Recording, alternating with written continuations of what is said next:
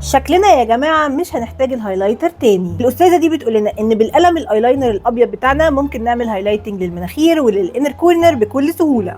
فيلا بينا نجرب الموضوع ده. هستخدم القلم الابيض ده بتاع معروف. القلم الابيض بتاعهم ده يا جماعه بيجمنت قوي، فده اكتر قلم هينفع استخدمه في هذا الفيديو. اعمل بطول المناخير خط كده، وهي عملت نقطه كده عشان تعمل الباتن نوز اللي انا بحلم ان انا اتعلمها واعملها. بعد كده حطت في الانر كورنر برده نقطه كده ونقطه كده، وبايدها حرفيا دمجت، ما استخدمتش فرشه حتى.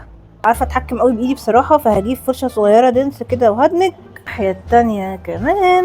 وبعد كده بقى المناخير، هي دي اللي انا خايفه منها وحاساها مش هتنجح. وده كده الفاينل ريزلت بعد ما خلصت دمج. بصوا هي اون كاميرا شكلها حلو وشكلها لطيف.